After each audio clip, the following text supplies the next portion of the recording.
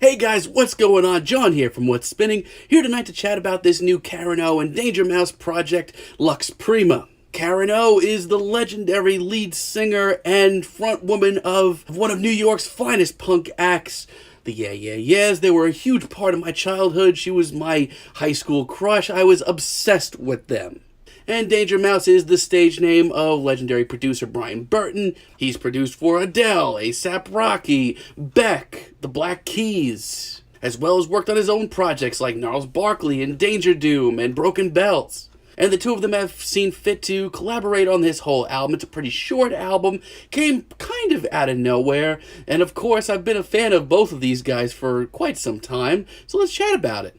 This album starts off with a 9-minute monolith of a title track in Lux Prima, and this is actually a very pleasant, elegant start, to be honest. It's very dreamy, it's very dark, it almost romanticizes it, to be honest. This one, as it progresses, turns into a pretty breathtaking waltz, filled with a lot of beautiful moments and really great production. And Karen's legendary, very sweet, seductive vocals are just taken up numerous notches by this very dark atmosphere. Now, while this track is well over 9 minutes, I'll be honest, it really doesn't feel like it. And I love the way that this track progresses and turns into a completely different sort of seductive jam. Now, there is sort of a weird lounge element here that I'm actually kind of into. Like, I feel like I'm watching them perform at some underground club where Danger Mouse is somehow playing all the instrumentals and Karen is just stealing everyone's heart. This track is even bluesy at times and whimsical almost completely throughout. Honestly, this is a very promising start for this album. Then we have Ministry, once again, is a very delicate track, and I actually love that quality to this album.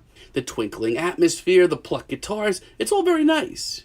It's often dreamy and sort of surreal at times, which Karen's performances actually make even more so, especially since they're on the light and fluffier side of things. Not to mention this track actually has some legitimate swagger to it. Like, this is a real meeting of a lot of interesting genres that both these artists have worked in, and it's quite beautiful. And however dark this track gets at times, it's still sort of bouncy and very accessible. I really like it a lot. Later on, Drown is by far the most mysterious track of the bunch. Honestly, it's the pacing here that's really key.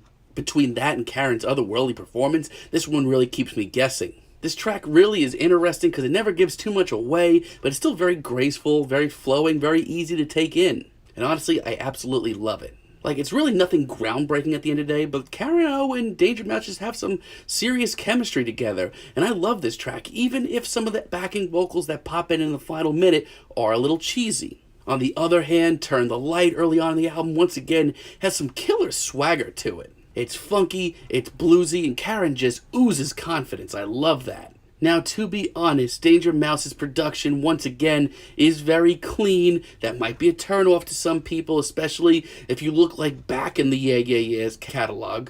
But if you can get past that, like, you gotta realize Danger Mouse is a real wizard. This track is groovy, once again very nocturnal, and sort of has a throwback vibe to it as well.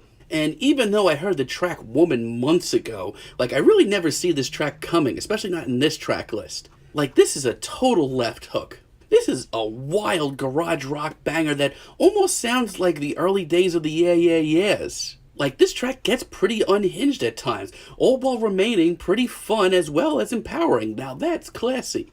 But at the end of the day, it's just as hypnotic, and it still shows a lot of great chemistry, and that's important. I feel like I have a lot of the same things to say about Redeemer. It's very groovy, it's very nocturnal, there's some serious bass licks, and once again, it's very hypnotizing. And I love Karen's performance here. Like, she sounds like a freaking killer here, man. Now, there is also a certain campiness to this track that I can't deny. As a matter of fact, I think it's a blast. Like, I feel like in a way this track could easily have been like the theme to an over-the-top spy thriller, but like in the best way. It's a blast. Now, so far, I feel like this album's been all gravy, but it really does kind of unwind in the last couple of tracks in a big way. Leopard's Tongue, once again, this sort of upbeat garage rock tune. But I feel like this one doesn't come off nearly as powerful as its predecessor. Like, so far, there's been nothing short of great chemistry on this album, but here I just feel like they kind of just threw themselves together and had no chemistry at all.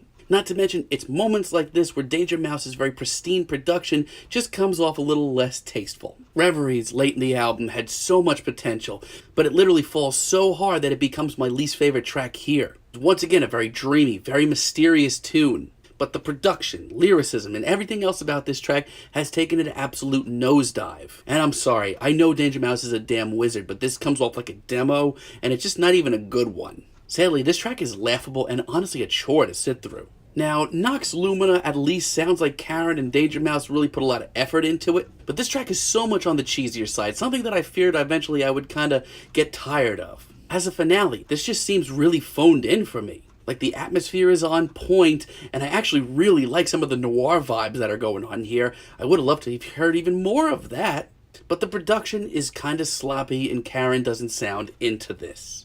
And this late in the album, like, I didn't need a track this repetitive.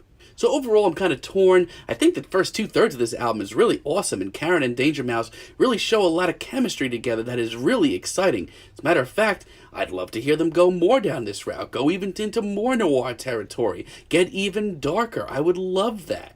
However, the final third of this album is a train wreck that unwinds super quickly and just really brings to light a lot of awkward things between these two. So for now, I'm feeling a decent 7 on this album. If you're a fan of these two artists, absolutely go check this out. There's a lot of great stuff here.